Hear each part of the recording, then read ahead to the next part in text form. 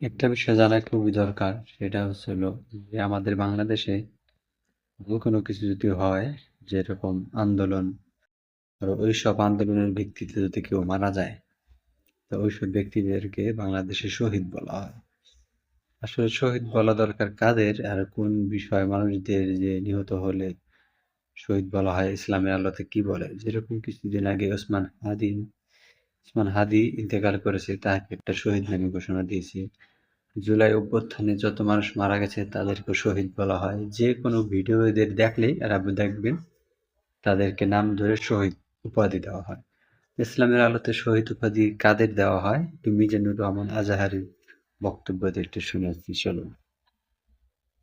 কে বাস্তবায়ন করতে যে অথবা বিজয়ী করতে যে কাফেরদের বিরুদ্ধে সশস্ত্র সংগ্রামে যে মুমিন ব্যক্তি নিহত হয় তাকে শহীদ বলে। আই রিপিট, আমি আবারও বলছি, আল্লাহর জমিনে আল্লাহর দিনকে বিজয়ী করতে যে কাফেরদের বিরুদ্ধে সশস্ত্র সংগ্রামে যে মুমিন ব্যক্তি নিহত হয় তাকে শহীদ বলা হয়। সহিহ বুখারীর বর্ণনায় এসেছে যে সাহাবারা আল্লাহ রাসূল সাল্লাল্লাহু আলাইহি সাল্লামকে জিজ্ঞেস করেছিলেন যে, হে আল্লাহর রাসূল, কারা আল্লাহর রাস্তায় জিহাদ করছে এটা আমরা কিভাবে বুঝবো? তার উত্তরে আল্লাহর হাবিব সাল্লাল্লাহু আলাইহি ওয়াসাল্লাম বলেছিলেন, মান কাতালা লিতাকুনা কালিমাতুল্লাহি হিয়াল উলিয়া ফাহুয়া ফি সাবিলিল্লাহ। যে ব্যক্তি আল্লাহর দ্বীনকে, আল্লাহর বিধানকে কিংবা আল্লাহর আইনকে বাস্তবায়নের জন্য, আল্লাহর দ্বীনকে বিজয়ের জন্য যে সংগ্রাম করে যাচ্ছে সেই আল্লাহর রাস্তায় আছে। আর সে আল্লাহর রাস্তায় থাকা অবস্থায় যদি কেউ মৃত্যুবরণ করে বা নিহত হয় তাকে ইসলাম শহীদ বলে ঘোষণা করে। তবে সেক্ষেত্রে একটি শর্ত রয়েছে, সেটি হচ্ছে দুনা গরাদিন মিন আগরাদিদ দুনিয়া। দুনিয়ার কোনো কারণে, দুনিয়ার কোনো লোভে পড়ে, দুনিয়ার কোনো স্বার্থের জন্য যদি কেউ আল্লাহ রাস্তায় জিহাদ করে মৃত্যুবরণও করে, সে শহীদের কোনো মর্যাদা বা দাম আল্লাহ তাআলার কাছে নেই। কারণ আমরা হাদিস থেকে জেনেছি অনেক শহীদ কিয়ামতের ময়দানে আল্লাহ তাআলা তাদেরকে জাহান্নামে ফেলে দিবে। আল্লাহ বলবেন যে, তুমি তো দুনিয়াতে জিহাদ করেছিলে যে মানুষ তোমাকে বীর বলবে, মানুষ তোমাকে সাহসী বলে ঘোষণা দিবে, বাহবা পাওয়ার জন্য তুমি জিহাদে অংশগ্রহণ করেছিলে এবং সেখানে নিহত হয়েছে। তো তুমি নিহত হওয়ার পরে মানুষ তো তোমাকে বীর বলেছে, বাহবা দিয়েছে, সাবাস বলেছে, যে কারণে তুমি এই জিহাদে অংশগ্রহণ করেছো সেটা দুনিয়াতেই তুমি পেয়েছো। তো আমার কাছে তুমি কি চাও? আমার কাছে তোমার জন্য কিছু নেই। Go to the hell fire, জাহান্নামে যাও। তাকে আল্লাহ তাআলা উপর করে জাহান্নামে নিক্ষেপ করবেন। তো এই জন্য শর্ত হচ্ছে যে দুনিয়ার কোনো স্বার্থে নয়, শুধুমাত্র কেবলমাত্র আল্লাহর দ্বীনকে আল্লাহর জমিনে বিজয়ী করার জন্য যদি কেউ সশস্ত্র সংগ্রামে নিহত হয় তাদেরকে শহীদ বলা হয়। এখন প্রশ্ন হচ্ছে, যারা কাফেরদের বিরুদ্ধে জিহাদ করতে যে যুদ্ধে নিহত হলো তারা শহীদ, তারা ছাড়া কি আর কেউ শহীদ হতে পারবে না? এই প্রসঙ্গে আমরা বলবো যে বেসিকলি ইসলামী শরিয়াতে শহীদ দুই ধরনের। ইবনে হাজার আল আসকালানী উনিও শাহাদাতের প্রকারভেদ করতে যেয়ে বলেছেন যে শহীদ দুই প্রকার। একটা হচ্ছে শাহিদুদ দুনিয়া ওয়াল আখিরা, যেটা আমরা বলেছি যারা আল্লাহ রাস্তায় নিহত হয়েছে তারা। আরেকটা হচ্ছে শাহিদুল আখিরা, যারা দুনিয়াতে আল্লাহ রাস্তায় নিহত হয়নি কিন্তু পরকালে তারা শাহাদাতের মর্যাদা লাভে ধন্য হবে। প্রথম প্রকার হচ্ছে শাহিদুদ দুনিয়া ওয়াল আখিরা, যেটাকে আমরা বলি শাহাদাতের হাকিকি, মানে প্রকৃত শহীদ। এরাই হচ্ছে মূলত শহীদ। এদেরকে আল্লাহ তাআলা মৃত বলতে নিষেধ করেছেন। আল্লাহ তাআলা বলেছেন, ওয়ালা তাকুলু লিমান ইউকতালু ফি সাবিলিল্লাহি আমওয়াত বাল আহইয়া ওয়ালাকিন লা তাশউরুন। যারা আল্লাহর রাস্তায় জীবন দিয়ে নিহত হয়েছে তাদেরকে তোমরা মৃত বলো না, বরং তারা জীবিত। অন্য এক আয়াতে এসেছে, বাল আহইয়াউন ইনদা রাব্বিহিম ইউরযাকুন, তারা জীবিত এবং আল্লাহর কাছে তারা রিজিক প্রাপ্ত, আল্লাহ তাআলার পক্ষ থেকে তারা রিজিক প্রাপ্ত।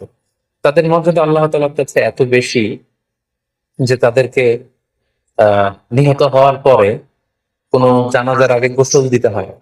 তাদের রক্তাক্ত দেহটাকেই সরাসরি জানাজার পরে দাফন করে দিতে হয়, কেননা সেই ঝরঝরে রক্ত নিয়ে তারা সেদিন কিয়ামতের দিবসে আল্লাহ তাআলার দরবারে তারা হাজির হয়ে যাবে। এবং আমরা যদি কোরআনের দিকে তাকাই, কোরআন আমাদেরকে জানিয়েছে, আনা আমাল্লাহু আলাইহিম মিনান নাবিয়্যিন ওয়াস সিদ্দীকিন ওয়াস শুহাদাই ওয়াস সালিহিন, মানে সবচেয়ে শ্রেষ্ঠ তাবাকা বা দারাজা হচ্ছে নবীদের দারাজা, নবীদের পরে হচ্ছে সিদ্দীকিনদের দারাজা, এবং সিদ্দীকিনদের পরেই যাদের মর্যাদা আল্লাহ তাআলার কাছে সবচেয়ে বেশি তারা হচ্ছে সুহাদা। এজন্য প্রতিটি মুমিনের জীবনের আকাঙ্ক্ষা বা কামনা থাকা উচিত তারা যেন শাহাদাতের মৃত্যু আল্লাহ তাআলার কাছে কামনা করে। এবং আমরা যদি সাহাবাদের জীবনের দিকে তাকাই তাহলে দেখবো ওনারা সবসময় আল্লাহ তাআলার কাছে শাহাদাতের মৃত্যু কামনা করতেন। সাইয়েদনা ওমর ফারুক রাদিয়াল্লাহু তাআলা আনহু আল্লাহ তাআলার কাছে সবসময় শাহাদাতের মৃত্যু চাইতেন। সহিহ বুখারীর বর্ণনায় এসেছে ওমর ফারুক রাদিয়াল্লাহু তাআলা আনহু দোয়া করতেন আর বলতেন, আল্লাহুম্মা রযুকনি শাহাদাতান ফি সাবিলিক ওয়াজআল মাউতি ফি বালাদি রাসূলিক। মানে হে আল্লাহ, আপনি আমাকে শাহাদাতের মৃত্যু নসিব করুন এবং আপনার প্রিয় হাবিবের শহর মদিনা শহরে আমার মৃত্যু আপনি নসিব করুন। এবং আমরা যদি ওমর ফারুকের জীবনের দিকে তাকাই তাহলে আমরা দেখবো যে উনি শহীদের মৃত্যু লাভ করেছিলেন। একজন অ্যাসাসিনেটের মাধ্যমে আত্মাইর আঘাতে তিনি শহীদ হয়েছিলেন এবং আল্লাহ রাসূল সাল্লাল্লাহু আলাইহি ওয়াসাল্লামের পাশে আবু বকর রাদিয়াল্লাহু তাআলা আনহুর কবর, তার পাশে কিন্তু ওমর ফারুকের কবর। তার মানে মদিনাতেই তিনি আল্লাহ রাসূল সাল্লাল্লাহু আলাইহি ওয়াসাল্লামের পাশে মৃত্যুবরণ করে সৌভাগ্য তিনি অর্জন করেছেন। তাহলে এই আলোচনা থেকে আমরা বুঝলাম যে প্রকৃত শহীদ হচ্ছে যারা আল্লাহর রাস্তায় নিহত হয় এবং এর মর্যাদা আল্লাহ তাআলার কাছে অনেক বেশি। কিন্তু এই শাহাদাতে হাকিকি বা প্রকৃত শহীদ ছাড়াও আরো অনেক মৃত ব্যক্তিকে আল্লাহ রাসূল সাল্লাল্লাহু আলাইহি ওয়াসাল্লাম শহীদের মৃত্যুর সুসংবাদ দিয়েছেন। তারা জিহাদে অংশগ্রহণ করেনি, তারা কাফিরদের আঘাতে নিহত হয়নি, তারা প্রকৃত শহীদ নয়, কিন্তু কিয়ামতের দিন তারা শাহাদাতের মর্যাদা লাভ করবে। তারা কার?